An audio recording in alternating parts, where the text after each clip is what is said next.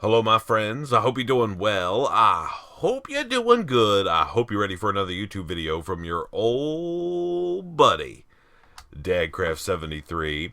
We're back here playing one man, one mod, learning everything we can about immersive engineering. And this, my friends, is the last and final episode of Season 1. That means tomorrow, buckle up and get ready because Season 2 starts. Oh, I hope you're ready. I hope you're ready for some crafting and some building and some mining and a brand new world to start on. But, man, let's not get too crazy because we got to finish up today before we can get to tomorrow. So let's take a look at the final couple little odds and ends that we're going to cover in this series.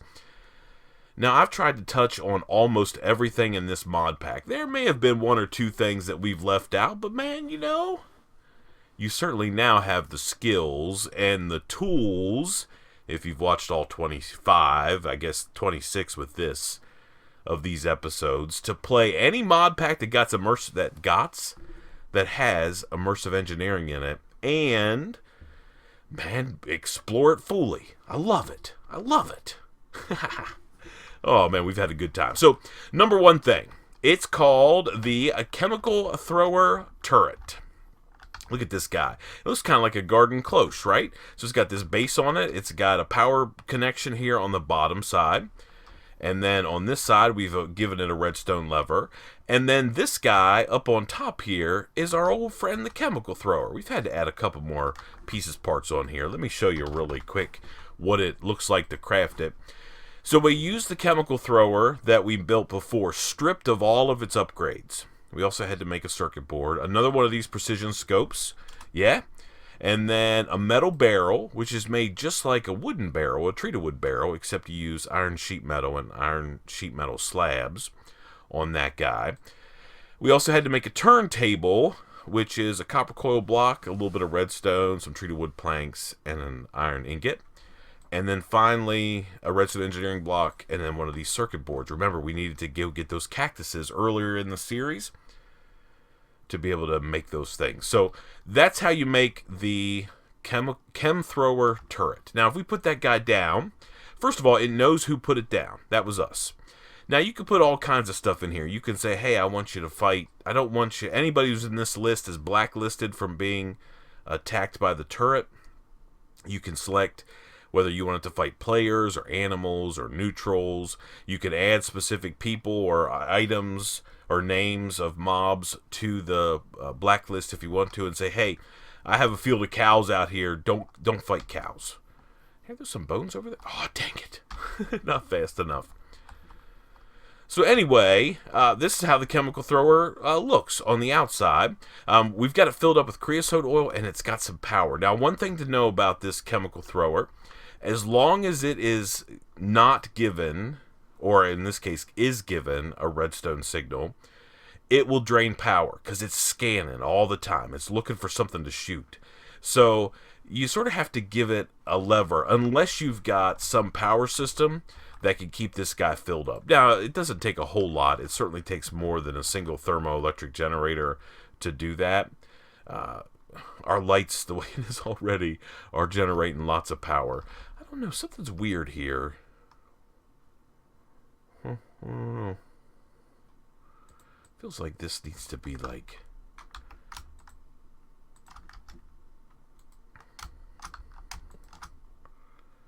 That's input, yeah?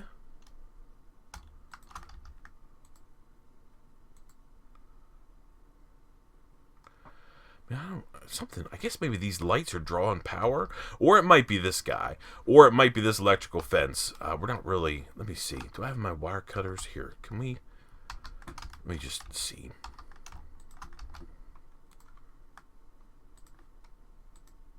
I do have wire cutters right there in front of me. Hey, if I clip that, are you now able to draw power? Yeah, that thing was pulling power.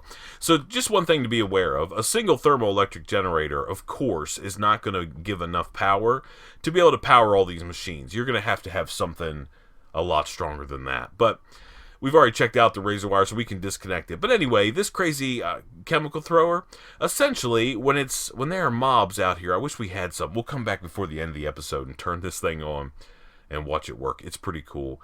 But it will scan around looking for mobs to shoot, and as soon as it finds somebody who's on its target or matches its target list, or in this case doesn't match the target list because we've got it on blacklist, man, it'll go crazy, and it'll start shooting them with creosote oil. You'll notice in here that you can turn the pilot light on or off on that thing. We've got it turned on, so essentially it'll start burning any mob that's out there. Now, one thing to be aware of is when you set this thing, just a little pro tip from your old buddy, don't delete your own name, because when you do that, and then you're dumb enough to walk around here and turn this thing on, you will die. Especially if you've got something flammable in there. You can't even get away fast enough before it kills you. I'll show you. We'll come back here at nighttime. But there's a chemical thrower. Can you imagine having like this huge, like, kind of steampunky kind of base with razor wire all over the place and chemical throwers looking for mobs to fight, and have them jacked up with creosote oil or diesel fuel or lava or something like that would just burn all those mobs? Man, that would be amazing. Oh, wait till you see these guys in action. You're going to love it. You're going to love it. If you haven't seen them before, you're going to think it's amazing. Just a quick heads up there. I put one of these wooden barrels in there. I filled it up with creosote oil, and I just put a fluid pipe. Remember, let's go over here. I'll show you. We got some more stuff to do over here anyway. On the top of these wooden barrels, they have an access port, right? So this side right now, facing side input, if you hit it with your hammer, you can change it to output or none, right? So I have this guy over there set to output, and I've just got that fluid pipe on top of it, feeding that creosote oil into this guy. Works like a dream. Okay. So that's the turret. It works awesome. Just wait. It's going to be dark. We're going to play through and mess around with the stuff that we've got to mess around with until it gets to be dark. And then we will take a look at that guy. Now, I've got to find me a spot. Oh, you know what? Actually, let's do this.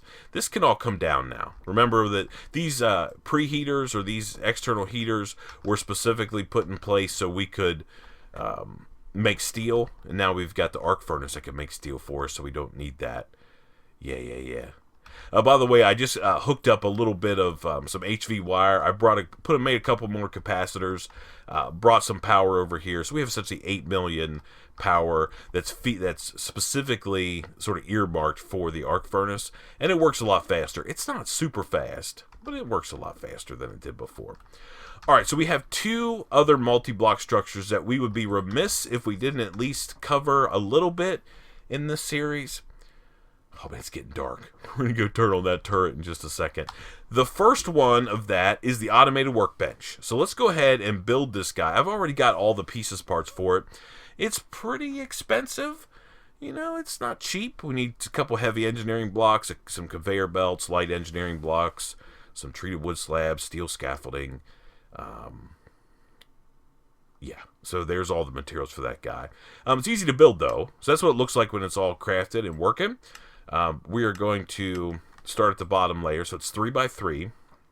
So we'll build it right in here. Uh-oh, I don't know if we should wait. Let's at least get it started. Oh my goodness, my inventory is destroyed. Okay, so let's put down, I think it's like, is that where it starts like that, right? Yeah. Okay, and we're going to go like this. And then we need a heavy engineering block like so, right there. And then we need a redstone engineering block right over there. Right here. And then some more scaffolding, I would assume. Yep, and then like this. And then we need light engineering blocks like this. Bang, bang. Okay. Are there mobs out yet? Yeah, there are. Okay. Let's go over here and turn this turret on. We're going to come right back to this guy. Let's find a willing test subject that we can use our turret on. A zombie would be perfect. Yeah, because they're dumb. Zombies are dumb. Okay, so let's go turn this thing on. Are you guys ready for this? Watch.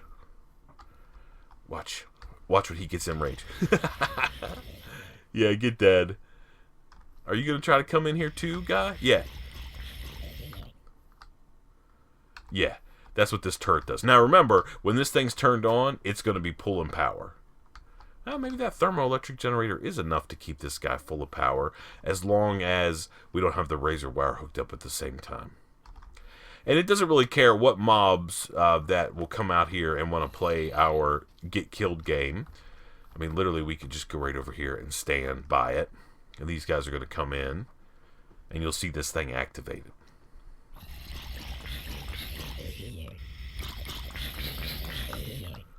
Yep. Mowing them down, left and right. Doesn't matter if it's Creeper or not. Hello, Miss Creeper. Hello, guys. How are you guys? Would you like to come party with my chemical thrower? I know you do. Here, I can stand like over here. Yeah. See, it's got a pretty good range.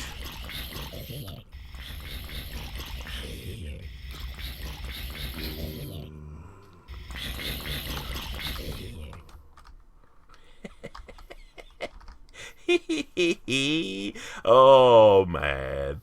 Come on. Oh, are you coming over here, guy? I'm about to ruin your day, Mr. Creeper. Let's see if it actually targets it. Yeah, and it's weird. Sometimes the animation will turn it. Other times, for some reason, it doesn't. I don't know if it has to get within range before it wants to turn it. But that's how that chemical thrower works. It works like a dream. We can shut it down. We're going to go sleep through the night so we can keep working on this other stuff. But that's how that thing works. Man, build them. There's a like a gun turret model of that. And essentially you use your revolver to make one. We don't have a mob farm, so we don't have tons and tons of gunpowder. So we can't make tons and tons of shells.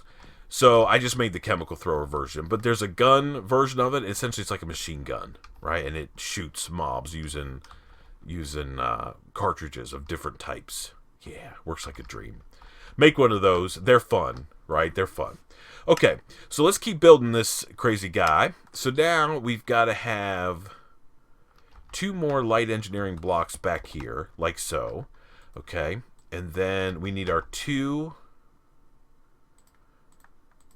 treated wood slabs like this and like that. Okay. Now, one thing to remember: the placement of the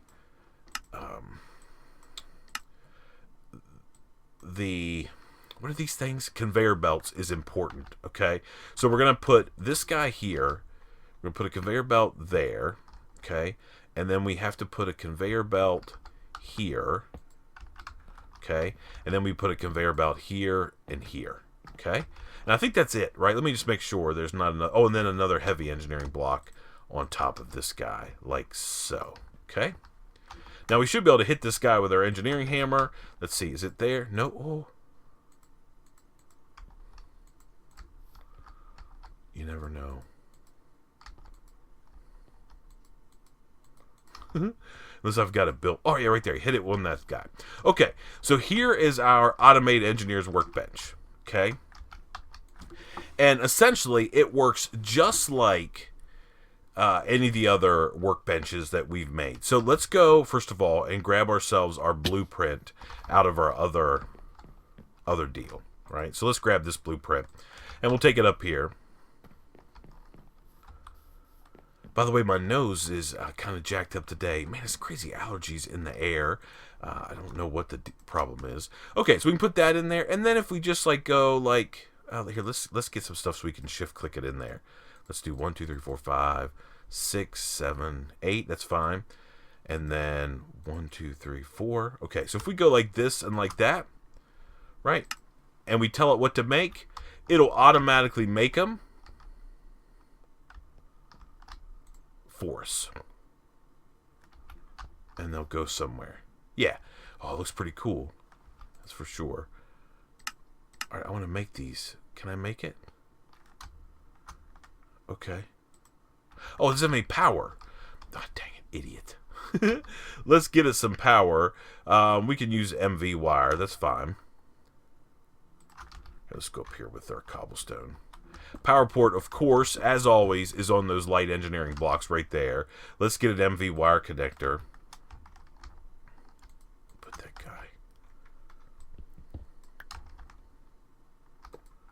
Now, the reason I didn't make this earlier is, I mean, I guess I'll sort of be honest with you.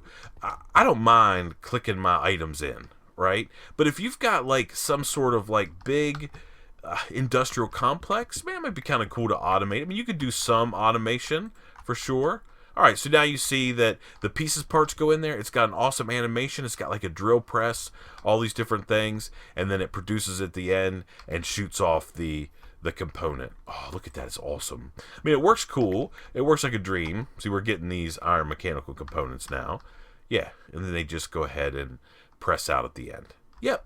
And you can put whatever you want in there. So, for instance, like casings would be a good example. You put in the thing for the cartridges, and it would automatically kick those out for you, process those. And you just select the pattern that you wanted to make. So you could have multiple of these, and you could say, hey, each one of these is going to produce a different component, and you could send them in there. By the way, most of these mods will interface with other mods. So you've got like a mod that does auto-crafting for you and say, hey, all I'm going to do is have this guy set up to produce these iron mechanical components, and I'm going to use some other mod to deliver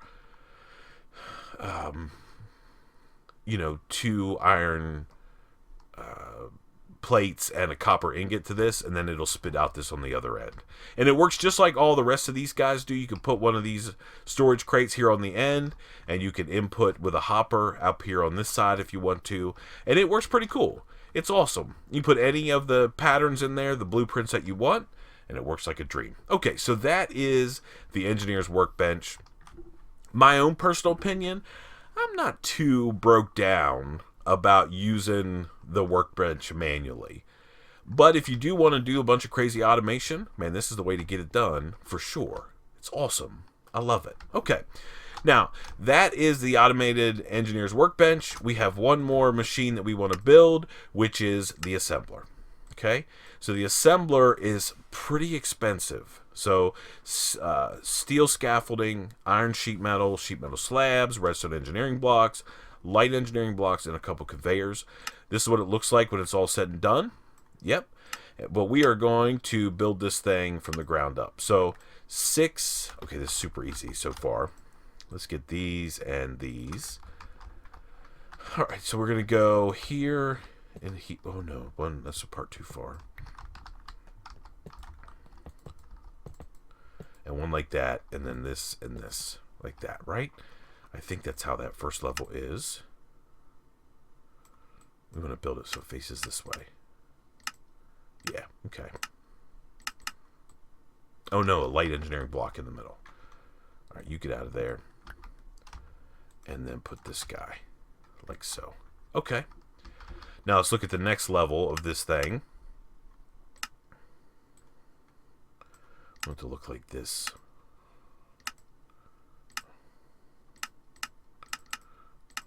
Okay. So second level is another, so we have to have a conveyor belt going this way. 2 conveyor belts, so we're going to have a conveyor belt going this way. Yeah. And one going the same direction there. And then another light engineering block here. And I'm pretty sure then it's sheet metal.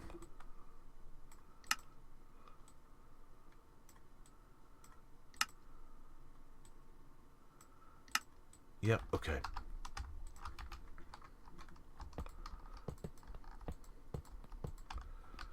Okay. Then what's left? 6 iron sheet metal slabs.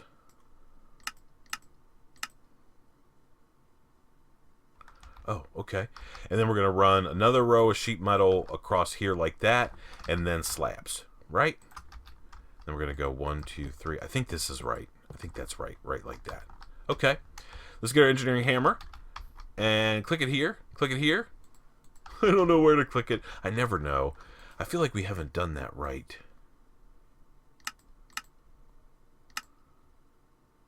Yeah. I mean, that's right. Right? How many of these? Yeah, okay. To form the structure, build it like demonstrated, and use the hammer on one of the conveyors. Okay.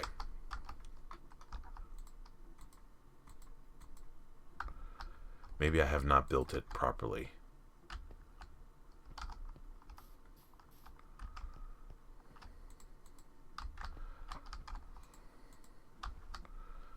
Okay. Let me make sure. I just want to make sure we built this thing the right way.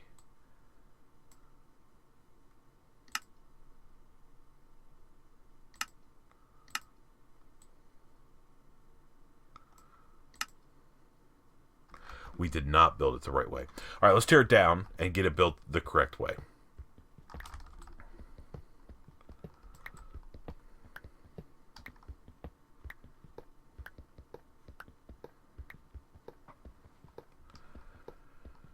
We need to make sure that we're... So we essentially built it the right way, but we have this bottom part backwards. So let's make sure we build it how it's supposed to go. We can actually leave this guy in there. That's the center of the structure. All right, let's look at our manual one more time and make sure we've got this thing oriented how we want to. So we want to do input here, right? So that means if we do like that, yeah. Okay, so steel scaffolding needs to go here, here, and here, and here, and here, and here. And then redstone engineering blocks are here. Okay. All right, and then we have another one of these right there, and then we put in our conveyor belts going this way and that way, and then we get our steel scaffolding or our sheet metal out, and we're gonna go like this, and like this, and that, and then finally our slabs go here, here, and here. Oh no. And here, and here, here, and here. Now this thing should be built properly. Now let's hit it with a thing. Okay, there we go. So there is the assembler. Let's take a look at the interface of this guy. So we look at here. We've got all of these sort of crafting grids, right? So let's see what we can...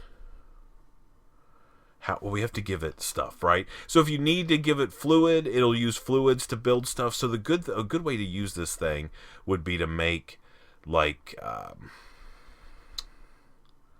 well, let's get it some power first of all before we go too crazy about what we can make in here. All right, so there's our power connector. Just like it is on almost all these machines, it's right on the top. We can go here. We can get our MV wire, and we can go like up here maybe. We gotta be able to connect this thing. It's gonna be nighttime again.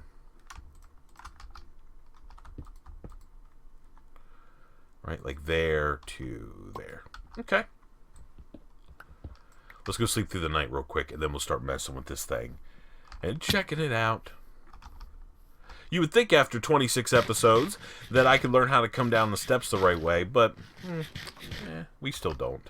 I'm trying to think of how we're going to do the base for our next season. We might do some more underground stuff. I mean, that's always kind of fun, have like an underground facility. We'll see. We'll see what we end up doing.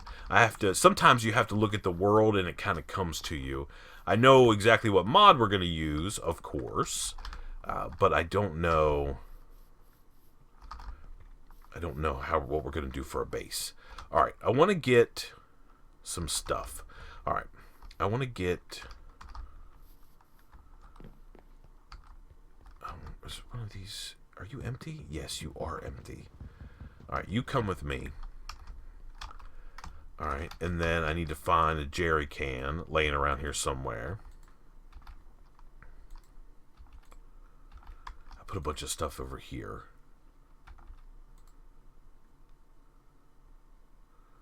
Perfect. That's actually perfect. And let's get ourselves a piece of pipe. Nope, not that kind. Yeah, one of these. Okay.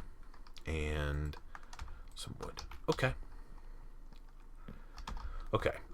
So let me show you what's up with this crazy guy here. So let's go and... Let's actually, before we even do that, let's read the manual entry on the automated, the assembler, okay? The assembler is a complex machine capable of crafting items similar to how a player would. To form the structure, build it like the blah, blah, blah, and use a hammer. The conveyor you clicked will be the input side, indicated by the blue marker above it and the arrow on the side of the machine. The assembler allows for up to 3 recipes to be stored inside it that will be performed in order. The outputs of previous recipes can be used as inputs for the following. The 3 crafting grids store the recipes, and the 18 slots below are the inventory for the materials. The input side, in addition to an item input, also features a fluid input to fill the 3 internal tanks of the machine. Fluid in these tanks can be used to replace fluid containers like water buckets in recipes. Power for the machine is input through the center block. So what we're going to do is we're going to take our wooden barrel that we got, right? We're going to make sure we switch him to output. We're going to put on him one of these guys, like that, right? And we're going to click on our tank with creosote oil. And now you'll notice that that creosote oil is filling up right there. So the first thing I want to make a pattern for is I'm going to say 1 log gives me 4 of these, okay? And if I put some stuff in here like that, you'll see that it'll start crafting, right? These are like ghost blocks. So 1 log gives me 4 planks, okay? Now, let's get some planks. Okay, I have some right here. And I'm going to say, you guys like this, right? And I need a bucket. Let me get a bucket real quick. Do I have a bucket? Yeah. There, okay. Let's go grab a bucket of creosote oil out of our big tank up here, which, by the way, has just been humming along. It's almost full. Just to give, man, we've been playing a long time since we set this up. It's still not full. So, man, whatever. It's crazy. Okay, and we're going to say that plus this, right, is going to give me treated wood. Yeah? Okay, so now these are saved, right? So we can say non-recursive use of ingredients, or we can uncheck that to say recursive use of ingredients. So now, if I put, let's put 4 of these logs in here, okay? All right. And see, what this thing is doing is it automatically took the logs, converted them into spruce wood planks, and in turn made them treated wood planks, right? So we can take these out. These belong to us now, right? Yeah. And for instance, if I want to do one more and say, hey, you guys like this, make ourselves one of those things. Okay? Make a wooden storage crate. So now if I take like 8 of these logs, throw them in there, you'll see it's going to convert them into planks. As soon as it has enough, it's going to automatically make them into creosote oil, and it's going to output wooden storage crates. All without us never have to go through all the different crafting cycles, right? So essentially it allows us to have multiples. Now you don't have to make it so, you know, this recipe uses whatever this guy outputs and this recipe uses this one. You could say, hey, I want this guy to make steel scaffolding. That's all I want it to do. I want this guy to make pipes, right? Like fluid pipes. And I want this guy over here to make a piston. Right? And you set the patterns up, and then you just dump the items into this guy however you want to, right? And you can input them using like a chest or whatever, right? You can have a chest that inputs the item, you have a hopper. And then the completed items, if you have it set up right, we probably didn't build this exactly right, you could actually output here on this side into a valid container, right? Into a chest or whatever. So you can just pump materials into this guy, and it makes whatever you want to. Up to 3 recipes that you can save. So you can see that those are pretty powerful. It's a lot of materials, but then again, you know, do it however you want to. I think that's awesome, right? We can say, oh, we have these storage crates now. Now we're going to have over here, you know, like a little storage area. I don't know, whatever you guys want to do. However you want to do that. Okay? We're like, oh, we need 2 more. Okay, let's take 1, 2, 3, 4. Throw those in there. Bloop, bloop, bloop, bloop. There we are. There's our 2 more storage crates. And put these over here like that. Yeah.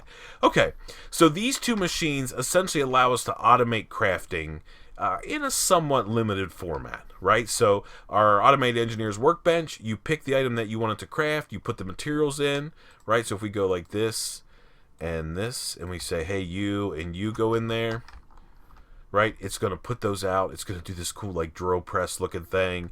It's going to put them over there and put them in like a waffle iron stamper, and it's going to kick it out, right?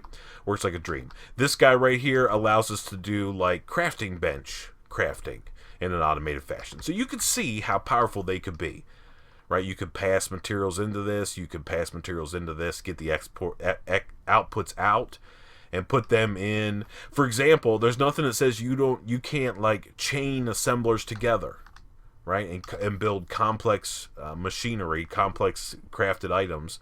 Like, for example, if we wanted to do like a capacitor, heavy capacitor, you could say, hey, I want to send in 9 redstone ingots and make a redstone block, right? I want to make some treated wood planks. I want to make a block of lead, right? Have all those parts export to go into another assembler that says, hey, take me some treated wood planks, some redstone, a block of lead, and these other materials, and spit out an HV capacitor, right? And there's nothing that says, hey, oh, by the way, I want to make, I don't know, coils or whatever I want to do, and then just keep that process going. Yeah? Yeah. Okay. So let's talk about, that's the Engineer's Workbench assembler. Super powerful, super cool, maybe a little limited, but still amazing. There's nothing that says if you've got the resources, you can't have a ton of both of these. Like, you could have one of these automated workbenches for everything that you need to make. I mean, they're not that expensive. I mean, there's very little steel except for the scaffolding, so they're not too bad. The automated Engineer's Workbench, maybe a little more expensive. Okay. Oh, I feel like I'm almost out of breath. I'm sorry about those deep breaths in your ear. Let's talk about a couple little odds and ends that we have not made today, or made in this series, and I think we just need to talk about. First up, Tesla coil. You can see what they are. HV capacitors, copper coil, aluminum ingots, makes a Tesla coil. Essentially what this guy does is you give it power, and it makes like a force field around a certain area, and essentially it electrocutes anything that comes walking in there. If it's got 2 power settings, it's got like low or normal and high.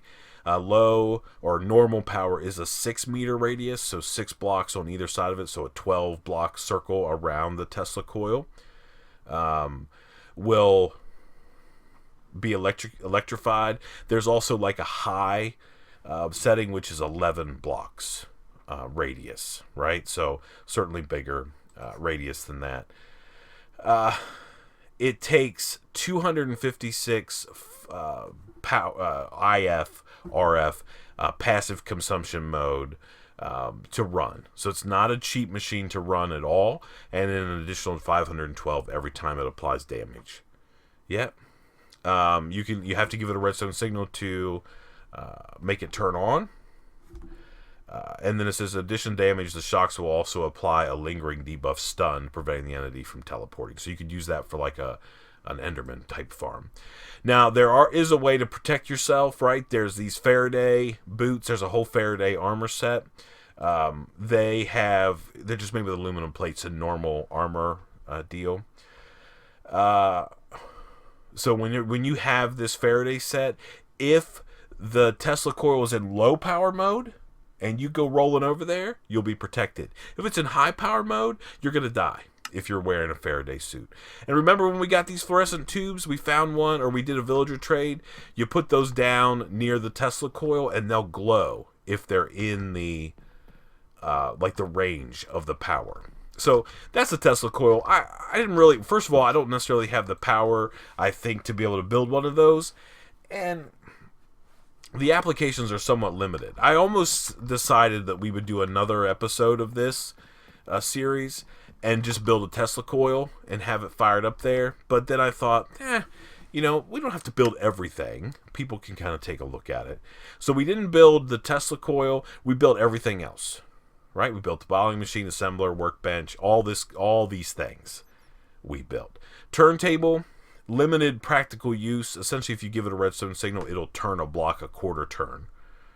So whatever you want to do there. Heavy machinery, we built everything except for the mixer. And the mixer is essentially a big old multi-block structure. Essentially, it allows you to put fluids into it or dissolve solids and produce like a liquid. For example, you can put sand, gravel, and clay and water and get concrete out if you want to.